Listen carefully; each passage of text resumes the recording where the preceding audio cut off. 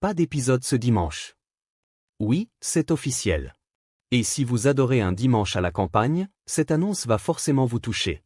Bonjour à tous, bienvenue sur la chaîne. Aujourd'hui, on revient sur la triste nouvelle annoncée par Frédéric Lopez, une décision qui a surpris et un peu attristé des milliers de téléspectateurs. Avant de continuer, dites-moi en commentaire, quel invité vous a le plus marqué dans l'émission? Je serais curieux de comparer vos réponses. Ce mercredi 3 novembre 2025, sur les réseaux sociaux de l'émission, Frédéric Lopez a officialisé ce que beaucoup redoutaient, il n'y aura pas d'épisode ce dimanche. Un petit coup de blues pour les fidèles. Ce rendez-vous du week-end, devenu presque un rituel pour des millions de téléspectateurs, va marquer une courte pause.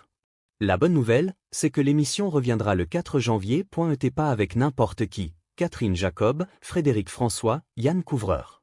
Un trio qui promet un retour en douceur, mais puissant. Cette absence reste frustrante, évidemment.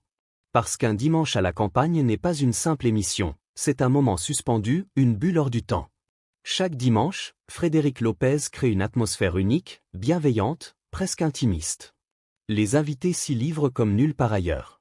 Et les téléspectateurs le savent. Ce lien émotionnel explique pourquoi cette pause, même courte, fait tant réagir.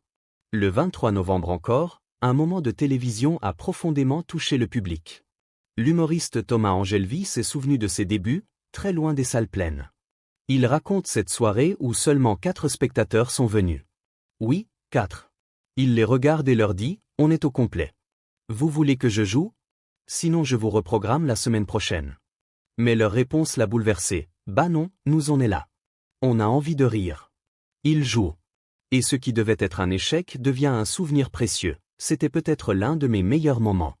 Ils applaudissaient, ils hurlaient. Quand il y a un silence, il est pesant. Ce genre d'histoire, douce, humaine, fragile. C'est exactement l'âme d'un dimanche à la campagne. Alors oui, l'émission fait une pause. Mais si c'est pour mieux revenir en janvier, avec des invités sincères et des confidences inoubliables. On prend. Dites-moi en commentaire, quel invité rêveriez-vous de voir un jour chez Frédéric Lopez? Merci d'avoir regardé, surtout abonnez-vous sur la chaîne.